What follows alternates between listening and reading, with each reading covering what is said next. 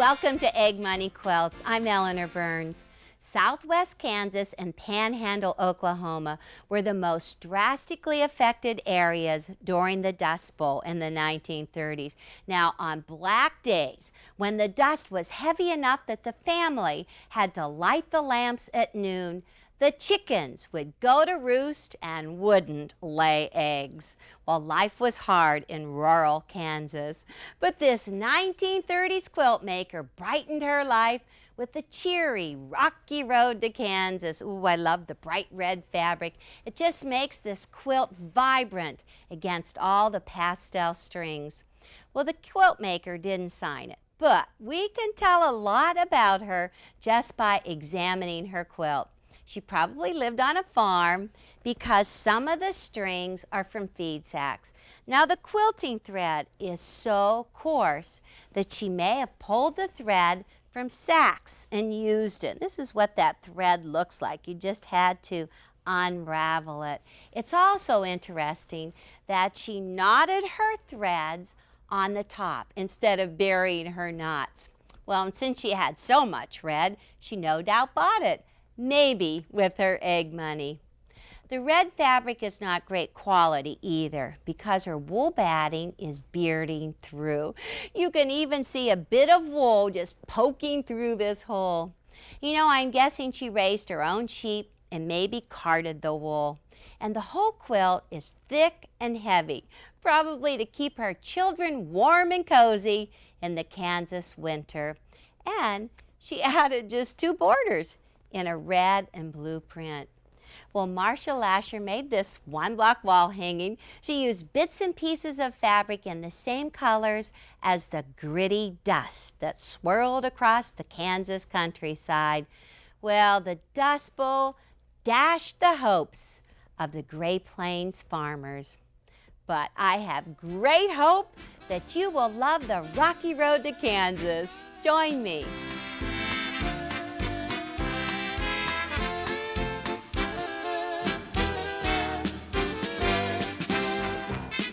I'm wearing this apron to honor Etta Keegans for her Rocky Road to Kansas block. Now this is sampler 1. All of the blocks end up at 12 inches square. Now the block represents all of those trails that just crisscrossed across Kansas. And the Santa Fe Trail was one of those very popular trails. Right here in the very center is Kansas. Now Kansas ends up being 4 different triangles. Actually, there's lots of triangles in this block. There are also 4 triangles covered with scraps of fabric and then 4 background triangles that surround it. It's just beautiful. Well, in sampler 2, here's a rocky road right up on the top. It's surrounded by the rosebud, Christian cross, string triangles. You know, this is our 9th block in Egg Money Quilts. Pretty good. Well, Rocky Road is made with 2 different sizes of templates. Now this is the first one. This is the background triangle. It looks like this. And then the second one is the string triangle. And all of the fabric is sewn onto this. We're going to start with the background triangle. It is a 3 3/4 inch strip. You need the whole length of it. Well, take your template and line it up along the bottom. And what's great about it is that it has this little dot right here, a little pin dot you want to push through your template with your stiletto. So with your marker, you can make that dot on the wrong side and then look at the ends. Ooh, nice curves. So everything matches together. Now you just take your template, rotate it up and down your strip. And once you have it drawn on there, ooh, we're going to do some fast cutting on this template. Line up your ruler, cut on the straight lines. And let me just turn this around and so I can cut on this straight line. It's not so painful to do templates if you can at least cut with your rotary cutter and your ruler. And then right on the ends, these are nice curves. They're going to work out for matching those points. Just cut those around on the curves and then make sure you've got that dot on the wrong side. You're going to love that later. Well, this is just muslin. It is a 7 inch by 14 inch strip. Your template just goes up and down, and then you just cut on the straight lines. And I've got a stack all ready to go. You need 4 each block. Now, this is the perfect block to use up your scraps. Oh my gosh, you thought I wasn't picking them up from the floor, huh? Well, you need to have scraps that vary in widths and in lengths. Now, if you don't have scraps, you can just make your scraps out of 7-inch squares. I have 6 different fabrics all stacked up here, all 7-inch squares. And let's just start with a strip that is 2 inches wide. We'll just layer cut right through there. That was a fast stack of scraps. And then let's just go to a 1.5. We'll get smaller as we go along. How about 2 1 1/4 strips? Let me see, 1. We've just got a little bit left over. And that very last strip will be 1 inch. Looking good. All right, now let's take the string triangle and place it so that the wide end is at the bottom. This is where we're going to start. Take a 2-inch strip and place it right side up and just center it. We want to cover this whole piece of muslin. How about another color, a little bit narrower, a different size? I'm going to take a blue and angle it slightly. See how I want to make it look really interesting? I put it at an angle, right sides together to that strip, and I just want to sew right across there. That's working good. Okay, now take this strip and with your fingers or with your wooden iron, just press that up. Well, you can assembly line sew these, or you can just do it one at a time. Okay, that was a narrow one. How about just keep on going through that strip? Pick another one, a different color, and we'll just get real cockeyed on this. How's that sound? Put it so it's a little bit crooked on there. I like that one. And just keep on sewing right across here. Okay, seam, 1/4 inch seam. Now, another name for this block is string. Well, you can see how we're working along here. It definitely is a string type of quilt. Now, they used to take these pieces and actually, instead of the muslin, they would sew on newspaper. What a thing. How about a little cockeyed here? Looking good, huh? They would sew on newspaper, and then whenever they were finished with the quilt, they didn't cut the newspaper away or pull it away. Very interesting. They would just let that newspaper inside. When you slept under the quilt, you rather rustled. And the first time they laundered it, they would just wash that all away. Pretty amazing. And you just keep on going right up to the top. The very top one should be a rather wide one. Let's just get rid of all of these scraps. Pretend that we got them all sewn, and this is what it looks like. Strips going the whole way up. Now turn from the wrong side, and you can see we've got our pattern right there. Just take your ruler and line that up with the muslin that we already had there, and trim away all these pieces. One side, and then down the other side. It's looking like something already. Now, before you go on, I want you to go back to that original template, because sometimes this stretches out, and this little top right here is so important in making a perfect rocky road. So lay this piece back on, make sure it didn't stretch out. Looking good. Well, I'm going to make 4 just like this, and I can show you how to sew the block together. Now I want to start on the center triangles. That was the state of Kansas right there. You need to have a dark and a medium. Now the triangles come from squares. They are 4 inches square. I have the dark and the medium all stacked up, and you just cut on one diagonal, and then you'll have 2 darks, 2 mediums. Easy. Well, I started adding them to my strings, and they really look like kites now. This is the medium. I added 2 mediums, and then I pressed that seam towards the string, towards the kite part of it.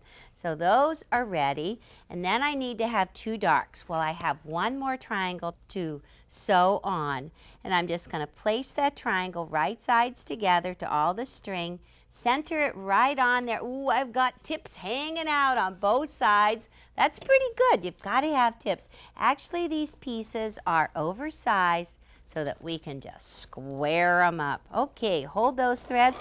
Boy, there's a lot of thickness right now that you'll be sewing through. And I actually did some planning so that I was sure that I liked each one of the colors so that I knew what I was going to be adding on. Ooh, that looks good.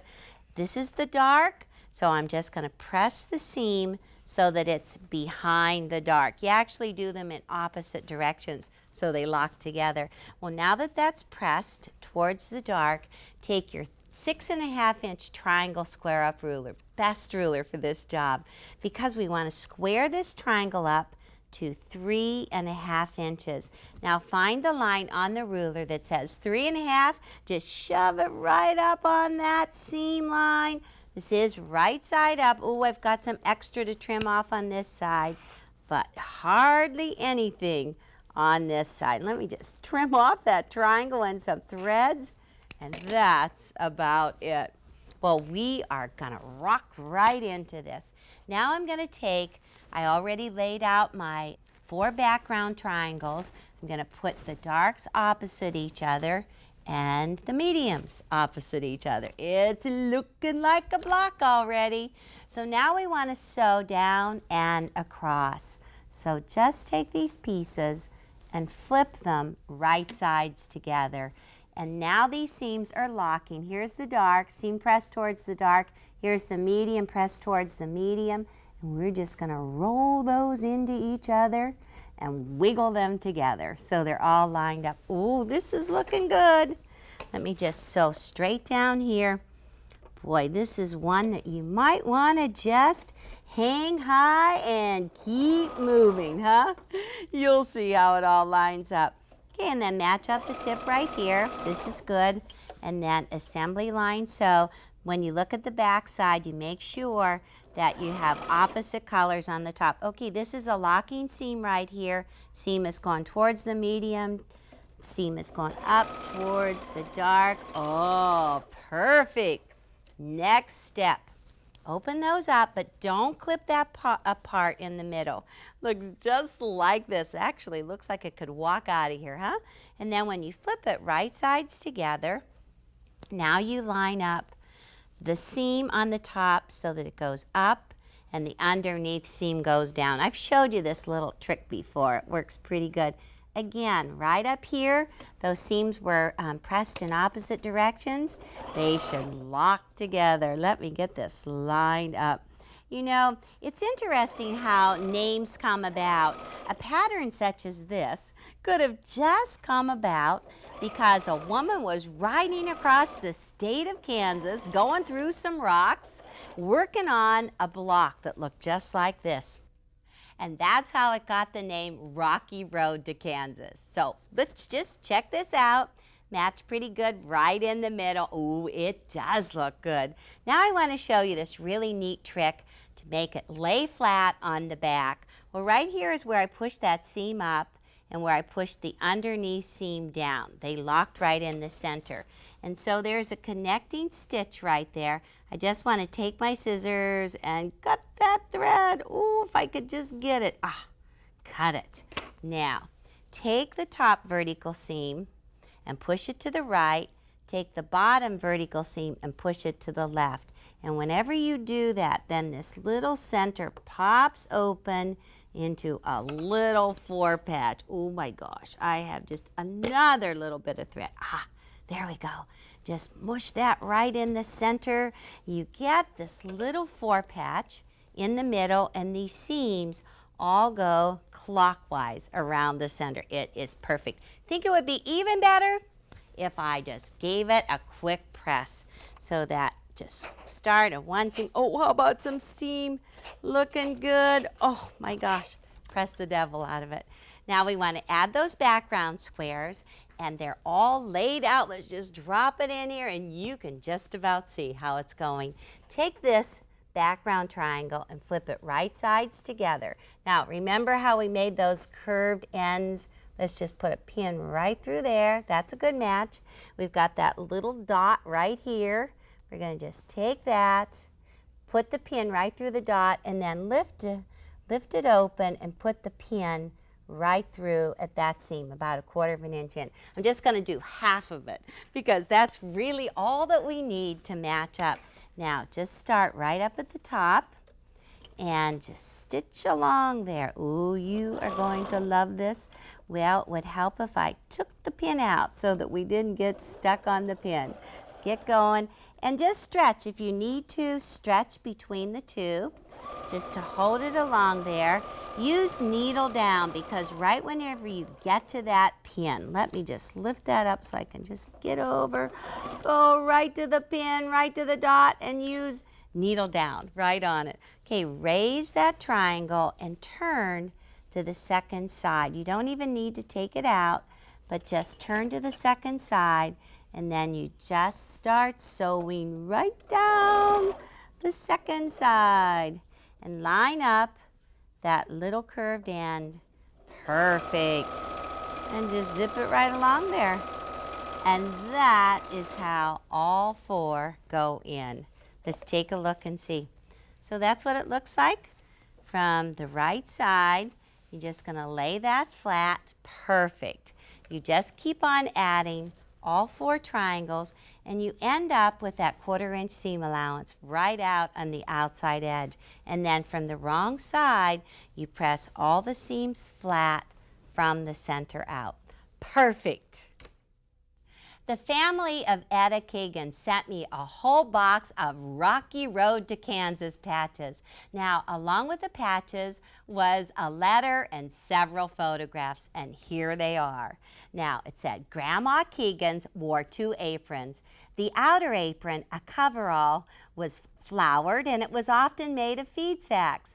Now, if anyone came by to visit, the outer apron was removed before she appeared at the door, and the inner apron was white and sparkling clean. But with it and a great smile, she greeted the visitors. And this is her daughter, Pearl, the 2 of them together. I think they quilted forever. Well, I looked at that and I said, I can make an apron out of 1.5 yards and 5 yards of rickrack. Oh, it's a lot of fun to do. Now you start out and you cut 2 strips that are 16 inches salvage to salvage. And this is the first one, the first center part. Fold it so that you have a fold along here, and here is this nice long old pattern. You put the fold along with the pattern and just cut around it, and you get this whole big old long piece. Here it is. And then I took rickrack and I stitched right down through the center of the rickrack. Now to finish this, you're actually going to roll under those edges and do a second row of stitching. Well, with that second 16-inch piece, you cut it on the fold.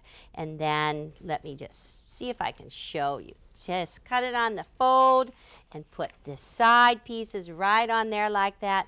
Cut around, and this is what the 2 side pieces look like. So let's just open those out. You know, whenever you make this, this is a very flattering apron. Here are the side pieces right here, and I've got 2 of them all set to go. Well, let me show you what you do with the side pieces. You need to take a piece for the pocket that is 8.5 inches by 9 inches. Now, I think they probably did things without patterns, so I just marked down 2.5 inches, put a little mark, and just curved right up, make that cute little pocket. That's what it looks like. You've got the other side, and just stitch rickrack along the top, just like the middle. Okay, so now we've got the side pieces. Here's one of them. I have the pocket right on top. I turned under the rickrack and edge stitched the 2 sides of the pocket. You need rickrack around the bottom and then just turn under the sides. Once you've got those sides prepared, you need that waistband. Oh, ties, they're big fluffy ties. They are 3.5 inches, salvage to salvage. You need to have 2 of them, big long ones, so you get a nice bow, really pretty.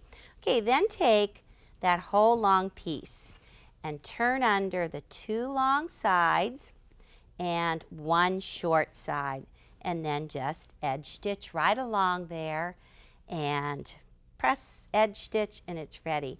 press in half like this, and you leave 11 inches open. We're going to just take and insert the side piece right in here. Let me take this piece. Got the 11 inches. You open this up like that and just slip this right in there and sew right along there. Got all the ties hanging out. Well, this is 1/2 of it, so let me just slide this over so you can see how it's going to look. Now, right here, oops, let's get rid of that. That's the pocket. This is just going to lift up and lay right on top, and this will lay right beside it like that. There's your ties going out. Big old coverall apron. Let me grab the second side, and this piece is all sewn. There's the waistband in place, the tie coming out, and then this just slips right under here. And whenever you turn the edge of the rickrack under, then you just stitch in the ditch and sew right along the side, and that's it. So why don't you just make a cute little work apron, head to your sewing room, and enjoy the rocky road to Kansas. I finished Etta's apron, and I love it. It's the perfect coverall. It just makes me want to get in the kitchen and cook. Well, I'd like to read you a story called Grandma's Apron. From the chicken coop, the apron was used for carrying eggs, fussy chicks, and sometimes half-hatched eggs to be finished in the warming oven.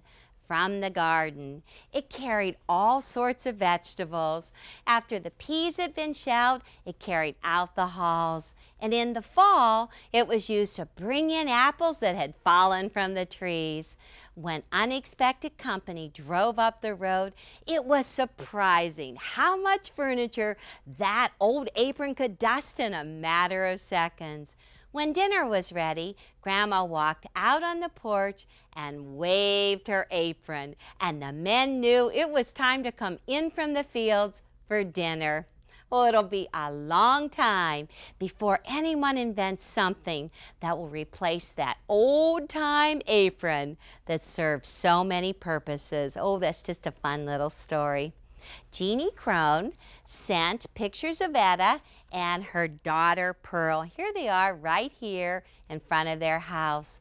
Well, in the same box was a quilted piece made by Etta and her daughter, and Jeannie wrote about the piece. She wrote, "Yes, I warned you that this was an unsightly partial quilt.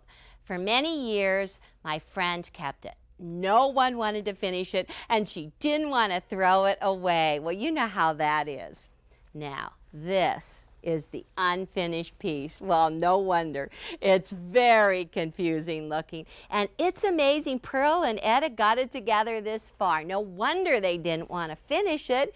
It's just too hard to know where to go next. You know, these are really big, rocky road to Kansas pieces. No triangles on the ends. And ooh, those strings are just so scrappy. Well, just like your lesson today, they're sewn together on a muslin base. Just look at the back side of it. Interesting. Well, I took them to my class, and we decided to sew the extra pieces together. Well, first we trimmed the patches to the same size, and then we auditioned background fabrics. We said, oh, muslin was too plain. Then we tried red. Well, red didn't do anything for the block. So I thought navy blue would be perfect since there was just so much blue. But that wasn't the right color either. Then we tried black, and that was just amazing. You can see how dramatic the quilt looks. This is one of my favorite quilts, and Etta would be proud of it. Well, Teresa sewed together 9 blocks. They're 20 inches, very sharp on black. Judy Jackson long arm machine quilted it with echo quilting in the black triangles with black thread. And then she echo quilted in the strings in white thread. Well, these patches went from a disaster to a striking quilt. And in Kansas, the dust ended and the sun came again. Enjoy your quilting.